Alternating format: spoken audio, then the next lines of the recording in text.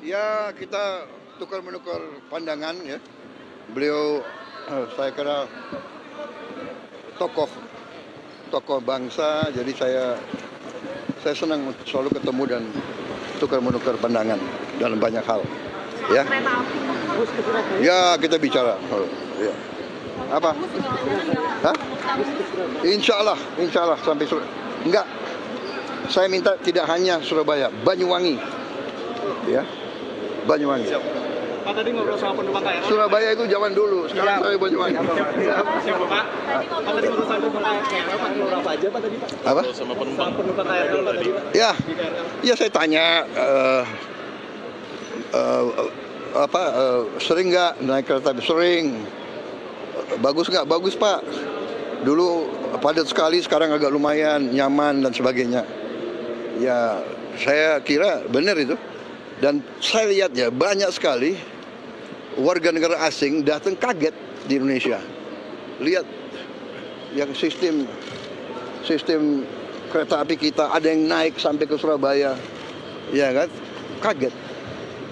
Jadi kita ini ya merasa bahwa masih banyak kekurangan, tapi kalau kita berprestasi kita harus bangga dong dengan prestasi kita. Ya, saya bangga sebagai anak Indonesia, bangga punya kereta api seperti ini. Ini kereta api bersih, ini kereta api nyaman, tidak kalah sama Eropa. Saya lalang buana di Eropa waktu muda, kereta api. Ini tidak kalah, dan saya ingin kereta api seluruh Indonesia nanti seperti ini. Ya. Nanti ada bus kita juga petani ya Pak? Ada, sudah ada. Sudah ada. Dia cek langsung. Ya saya cek. Jadi dia hanya bayar untuk dirinya, barang dagangannya dia tidak perlu bayar. Ya, kursinya nyamping.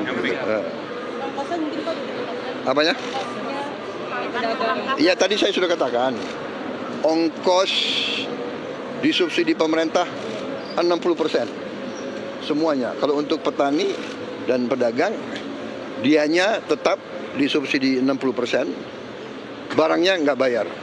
Ya. Pak, kalau pembangunan jalur kereta di luar Pulau Jawa, Pak, Sumatera, Kalimantan, dan Sulawesi. Saya kira Sumatera perlu, karena itu juga tidak hanya untuk penumpang, tapi terutama untuk barang, untuk logistik, untuk hasil bumi kita yang ada di pedalaman untuk dibawa ke pelabuhan. Ya, kelapa sawit, karet, kopi, timah. Tambang-tambang, ya, nikel, banyak sekali. Yang daripada pakai truk yang banyak, jalan rusak, habisin BBM, kereta api listrik akan sangat turunkan biaya ekonomi. Ya, Pak, mulainya kapan? Mulai beroperasinya Pak? Ini saya minta Menko segera merencanakan sama Menteri Perhubungan. Ya. Saya minta kapan mulai? Segera mungkin Pak. Sulawesi, Kalimantan, Sumatera. Siapa Pak? Ya? Siap. Iya Pak. Ya. Kalau Sulawesi sudah tinggal. Ini mereka itu 1 tahun kerja, ini dia bilang sama dengan 3 tahun bekerjanya. Siapa Pak? Nggak ada Sabtu Minggu kan? Nggak ada Pak. Iya nggak apa-apa. Siap. Coba.